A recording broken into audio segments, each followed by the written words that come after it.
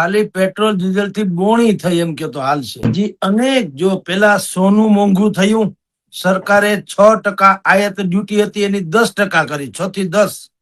સોનું ન ખરીદવું એમ કેવા કરતા તમે ડ્યુટી વધારી દો, આયાત ડ્યુટી પરદેશથી સોનું મગાવીએ, અત્યારે 6% છે. હેમંત કુમાર શાહે તો કીધેલું 100% કરી દો, 200% કરી દો, કારણ કે સોનું એના વગર મરી નથી જવાતું. પણ આવા વૈશ્વિક વાતાવરણમાં તમે કોઈને કહો તો ગળે ઉતરે ખરી, ભાઈ અમે અત્યારે સોનું નથી આપતા, કદાચ 2 વર્ષ પછી આપી કોઈ મરી ન જાય, બધા સમજી શકે છે. મોટા ભાગનું સોનું જે શોખને ખાતર લોકો પહેરે અથવા તો બચતને ખાતર સોનું ખરીદીને બેંકમાં લગડી મૂકી રાખે, એવા જે લોકો છે એના માટે એમ કે હેમંત કુમાર શાહે કીધેલું કે ભાઈ તમે એની આયાત ડ્યુટી 6% થી વધારી 100 કે 200 કરી નાખો, ભલે ખરાબ લાગે લોકોને. યુદ્ધમાં જો everything is fair and war and લવ, પ્રેમમાં ને યુદ્ધમાં બધું જ સંભવ છે. અને અત્યારે આમ સરકાર પાસે મોકો પણ છે. એને 6 થી 10 કર્યું. સરકારે સોનામાં 6% થી ડ્યુટી, આયાત ડ્યુટી વધારીને 10% કરી. એને કારણે 11,000 રૂપિયા તોલે સોનું મોંઘું થયું અને ચાંદી કિલો એ 22,000 રૂપિયા મોંઘી થઈ. એટલે મોંઘવારીની શરૂઆત ત્યાંથી થઈ હતી એમ કઉ છું. પછી સોના ચાંદી પછી 2 દી પહેલા આવ્યું હતું અમૂલ અને મધર ડેરીએ દૂધના ભાવમાં વધારો કર્યો. ખતરનાક ગણાય મારી દ્રષ્ટિએ. જીવન આવશ્યક ચીજ વસ્તુમાં કોઈ પણ ભોગે વધારો ન કરે એનું નામ બેસ્ટ સરકાર. અને હું તમને એના વિકલ્પે બતાવીશ કે ધારો તો સરકાર આમાંથી કઈક રસ્તો કાઢી શકે. હું વિકલ્પ પણ બતાવીશ. પણ જો ભાવ વધારો એ જ એક માત્ર ઉપાય લાગતો, મારી દ્રષ્ટિએ અર્થતંત્ર બોગસ કહેવાય. નોકરી હોઈ ગઈ હોય તો કરકસર પછી બીજે વૈકલ્પિક આવકની વ્યવસ્થા, એનાથી બીજું એવું બધું વિચારતા હોય ને. ગરમ કરો, નોકરી નથી ને હવે આજથી ખાવાનું બંધ કરી નાખો, લાઈટ બંધ કરી નાખો, પાણી નહીં, એમ થોડું હોય ભલામણ. તો એનો તો જંગલ જેવો કાયદો થયો. એટલે લીટરે 2-3 રૂપિયા વધારે, 2 લીટર 2 રૂપિયા વધારે લીટરે ડેરી ને અમૂલ ડેરીએ, બરાબર. ત્યાર પછી વારો આવ્યો પેટ્રોલ ડીઝલ અને સીએનજી ગેસનો. પેટ્રોલમાં 3 રૂપિયા અને સીએનજી ગેસમાં 2 રૂપિયા વધ્યા. હજી આ અલ્પ વિરામ છે, હજી બધું વધશે ચારે કોર દરેક પ્રકારના. અને આની અસરમાં પણ બધી જ મોંઘવારી વધવાની. પેટ્રોલ ડીઝલ મોંઘા થાય જાણીએ છીએ. એક રાજ્યમાંથી બીજા રાજ્યોમાં જે શાકભાજી, ફળ ફળાદી થી માંડીને ખાદ્યાન્ન એટલે અનાજ, એની જે હેરફેર થાય, ટ્રાન્સપોર્ટિંગ, ડીઝલ પેટ્રોલ મોંઘું થાય એટલે ઈ પણ મોંઘું થવાનું. ઈ મોંઘું થાય એટલે એની ઉપર બધી ચડત બળત, પૈસા હવની કમિશન બાજી થી માંડીને નફાખોરી ને બધું ભેગું કરો, સરવાળે કન્યાની કેડે ભાર આવે એટલે નાની માથે જ આવે. આ બધા રોદણા જે રૂવે છે ઓઇલ કંપનીઓથી માંડીને મોટા મોટા ઉદ્યોગકારો, ઈ ખોટા રોદણા રૂવે છે.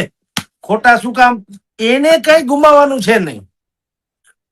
ઈ તો ભાવ વધારો કરી નાખે. ભાવ વધારો કરે એટલે મારે તમારે જ મુશ્કેલી છે.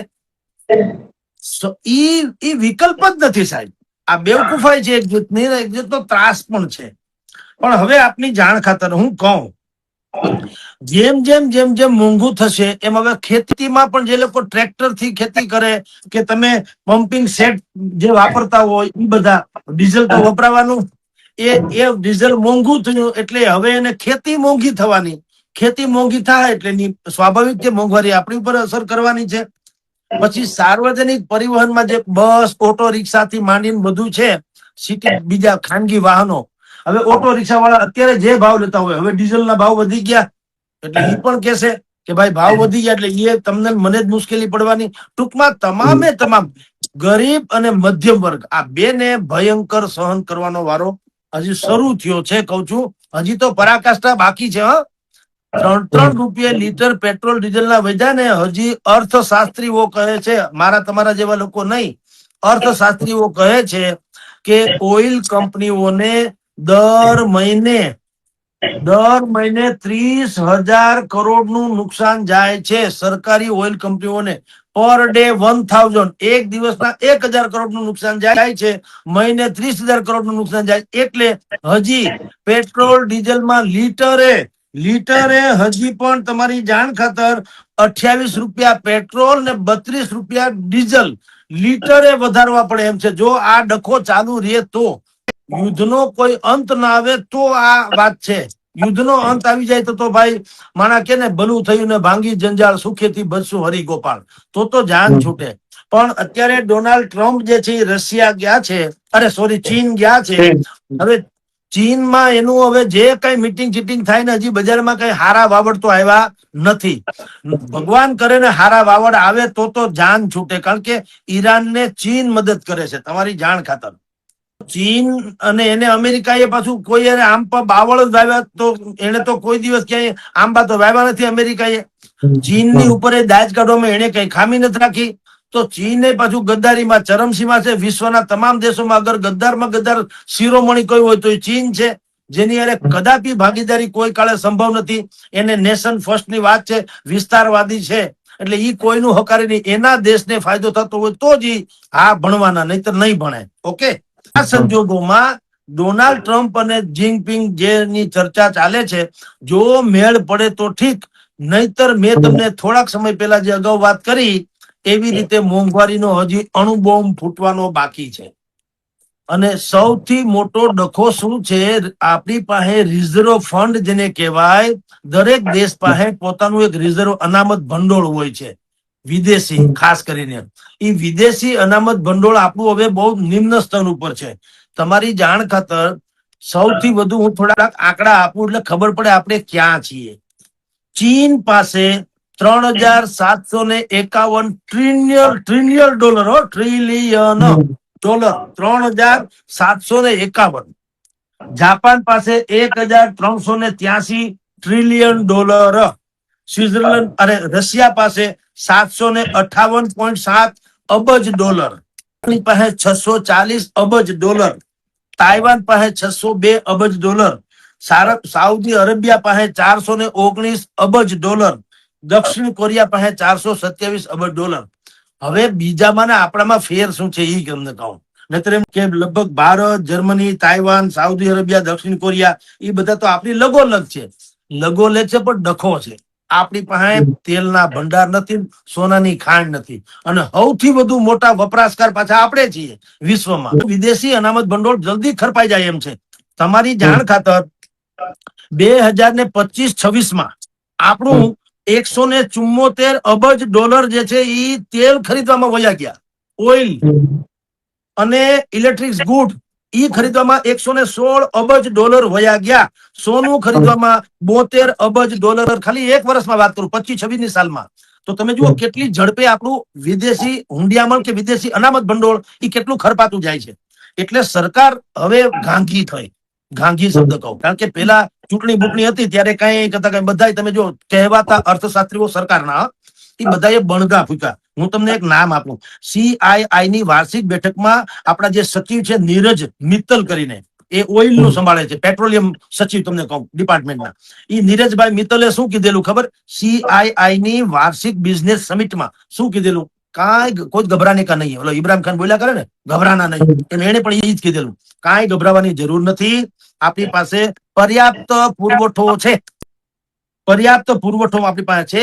એટલે પેટ્રોલ નું રિઝર્વ રેશનિંગ જેવું કઈ નહીં થાય. મજા કરો બુદ્ધિપૂર્વક બધું. હવે તમારી જાણ ખાતે ગઈકાલે જ હું સોમનાથ પાસે અને માળિયા હાટીના ખંભાળિયા ગામમાં એક કથા ભાગવત સપ્તાહ ડાયરો હતો, એમાં હું ગઈકાલે રાતના ગયો હતો. અહીં રાજકોટ થી શરૂ કરીને ત્યાં માળિયા હાટીના પહોંચ્યો ત્યાં સુધીની વાત કરું છું. તમામે તમામ પેટ્રોલ પંપો બંધ. આછી લાઈટો ચાલુ અને લખ્યું પેટ્રોલ. જે પુરાવા આવે ને એને શું કે છે, હોન્ડા વાળા આવ્યા તો કીધું 100 રૂપિયાનું પૂરી દઉં, વધારે નહીં. કાર વાળા આવે એને અજાણા હોય એને કે 500 રૂપિયાનું મિનિમમ પૂરી દઉં, વધારે નહીં. અમારું તો વળી મને એ ઓળખી ગયા પેટ્રોલ પંપ વાળા કે સાહેબ હવે તમે આમને સાંભળીએ ફલાણું ઢીકણું કે હવે તમારા માન ખાતર હું પૂરી દઉં, બાકી પેટ્રોલ અમે 500 રૂપિયાથી વધુ આપતા નથી. જે મિત્તલ સાહેબે વાત કરી, નીરજ મિત્તલ પેટ્રોલિયમ સચિવ, એને શું કીધું? કોઈ ચિંતા કરો, કોઈ ચિંતાની ક્યાં કરો, મળતું જ નથી ભાઈ સાહેબ. જેની પાસે પેટ્રોલ પંપો વાળા પાસે પેટ્રોલ હતું એને ખબર હતી, જો રાતથી 2 રૂપિયા વધી ગયા, પેટ્રોલ પંપ વાળા બુદ્ધિપૂર્વક બંધ રાખ, એને ખબર પડી ગઈ છે એટલે એને બંધ કરી દીધું. લાઈટું ચાલુ, પેટ્રોલ પંપમાં જ્યાં માણસ ઉભો હોય, તમે વાહન લઈને જાઓ, કાં 100 રૂપિયાનું આપે, કાં વધીને 500 નું આપે. હવે એને તો અત્યારે તો ફાયદો થઈ ગયો. માની લો કે એની પાસે જેટલા 1000 લીટર પેટ્રોલ કે ડીઝલ હશે, 2 રૂપિયા રાતોરાત વધી ગયા, એને તો જૂના ભાવે ખરીદ્યો એટલે ફાયદો તો થઈ ગયો. મોંઘવારીનો ડખો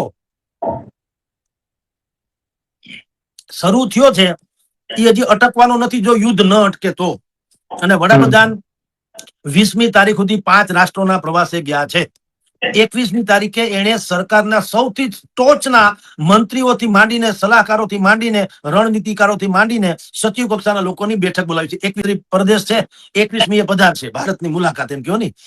એ ભારત આવીને 21મી મીટિંગ કરશે. તમે બધા આપણે બધા આખું ભારત હવે તો લગભગ એનાથી ઓળખીતા થઈ ગયા કે રાતે 8 વાગે વળી પાછા ખાબકવાના કવિ. બરાબર ભાઈઓ બહેનો, પછી જે થાય તમે અમે બધા જાણીએ છીએ. પણ આ મોંઘવારીનો બોમ્બ હજી વધુ ફાટી શકે જો યુદ્ધ જે છે ન અટકે તો. અને અત્યારે પણ ઓઇલ કંપનીએ જે 2-3 રૂપિયા વધાર્યા તોય એ શું કે છે કે અમને લીટરે 25 થી 30 રૂપિયાની ખોટ હજી જાય છે. આ ઓઇલ કંપનીઓ જે સરકારીથી માંડીને પબ્લિક સેક્ટર્સની છે ને, એને કીધું અમને લીટરે 25 થી 30 રૂપિયાની ખોટ જાય છે. એટલે હજી એમ કહીને એને શું કીધું કે હજી ટૂંકમાં વધી શકશે. ગુજરાતી આપણી ભાષામાં સમજો ને.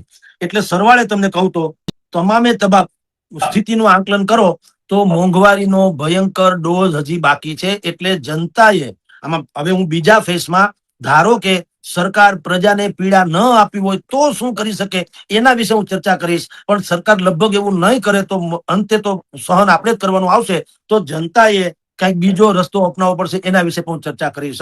પણ હવેથી આપણા બુરે દિન આને વાલે હે, અચ્છે દિન નહીં.